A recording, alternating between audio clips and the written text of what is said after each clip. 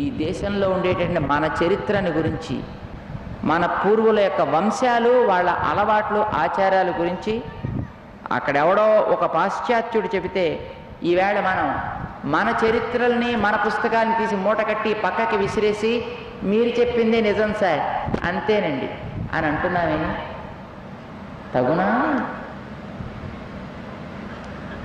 ఇదే మనం జీవించాల్సిన విధానం. ఈ మానవ జాతి ఈ భారతదేశంలో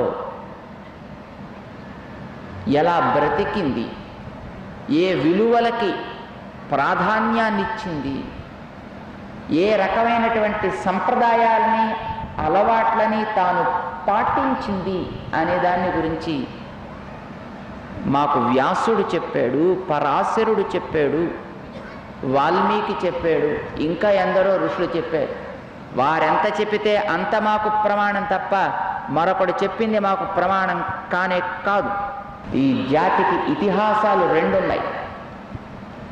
ఈ జాతి అంటే మనకు కాదు, మొత్తం ఈ మానవ జాతికి అంతటికీ కూడా. ఒకటి శ్రీమన్ మహాభారతం, రెండు శ్రీ రామాయణం. ఇవి రెండు ఇతిహాసాలు. అంటే ఇతిహాసాలంటే జరిగినట్టుగా రికార్డు చేశాను. రాముడు అనేది ఎవడో కూర్చుని రాసి మనకందించిన ఒక కల్పితమైన పాత్ర కాదు. రాముడు ఒకడు ఉన్నాడు, సీతమ్మ అనే ఆవిడ ఉంది, దశరథుడు అనేవాడు ఉన్నాడు, రావణుడు అనేవాడు ఒకనాడు ఉన్నాడు. ఓకే, ఆ వేళ ఉండేటటువంటి వాళ్ళల్లో ఎన్నో రకాలైనటువంటి తాపసమైనటువంటి శక్తి విశేషాలు ఉండేవి. అందుకోసం వాళ్ళు ఎన్నో గొప్ప గొప్ప పనులు చేయగలిగేవారు. ఇప్పుడు మనకు అలాంటి తపశ్శక్తులు లేవు, మనం చేయలేకపోతున్నాం. ఇప్పుడు కూడా అంత లేకపోయినా కొంచెం ఉండేవాడు చాలామంది ఉన్నారు అక్కడక్కడ. ఇప్పటికి మాత్రం కొన్ని రకాల యోగిక శక్తులు కలిగే వాళ్ళు లేరు మనకి దేశంలో, ఉన్నారు, ఇప్పటికీ ఉన్నారు. అయితే అలాంటి వాళ్ళు ఎందరు దాన్ని లోక ఉపకారం కోసం వాడుతున్నారు అనేది వాళ్ళ చాయిస్, వాళ్ళకు వదిలేద్దాం మనం.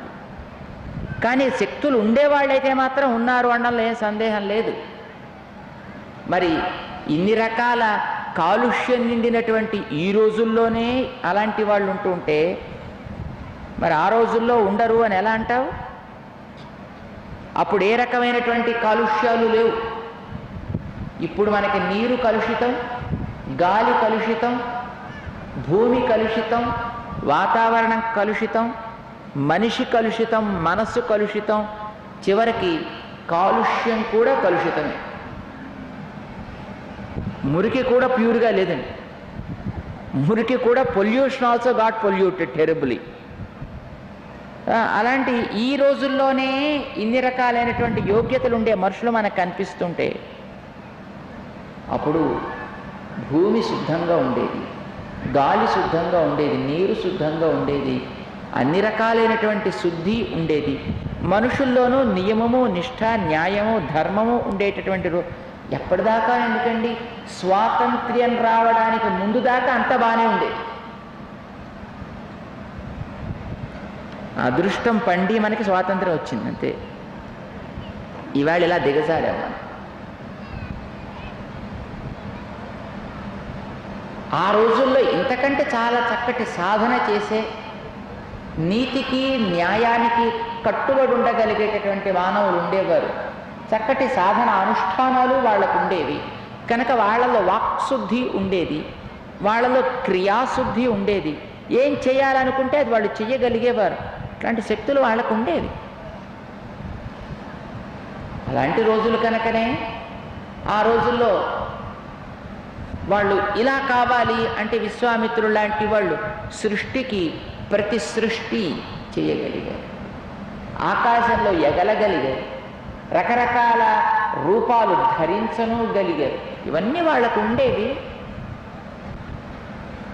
కొంచెం సాధన చేస్తే ఇప్పుడు కూడా అట్లాంటివి పొందవచ్చట, మనకి తెలియదు. అంత మాత్రం చేత అవి కావు అని అనడానికి వీల్లేదు.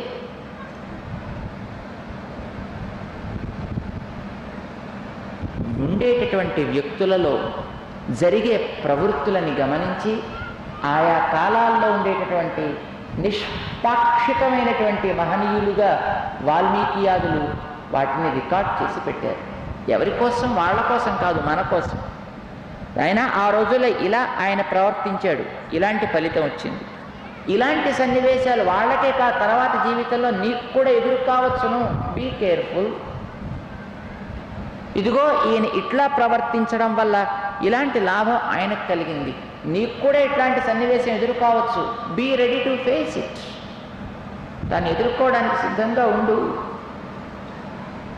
జరిగిన సన్నివేశాలను రికార్డ్ చేసి చెప్పడమే ఇతిహాసాల యొక్క కర్తవ్యం. నీతులు నియమాలు బోధించడం ఇతిహాస కర్తవ్యం కాదు. ఇతిహాసం అంటే చరిత్ర.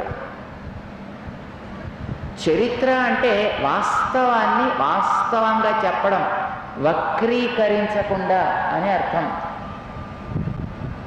దాన్ని చూసి నీతులు మనం నేర్చుకుంటాం, దాన్ని చూసి నియమాలని మనం పాటించే ప్రయత్నం చేస్తాం. నీతులు గట్రా చెప్పేటటువంటివి న్యాయం అంట, అది ఇతిహాసం అవ్వదు. పురాణం అంట, అది ఇతిహాసం కాదు. పురాణంలో ఉండేటటువంటిది ఒక నీతి ఉంటుంది, అది ఎప్పటికీ నూతనంగానే ఉంటుంది కనుక దానికి పురాపి నవం, అది ఎప్పటికీ నూతనంగా ఉండేది కనుక దాన్ని పురాణం అని అంటారు.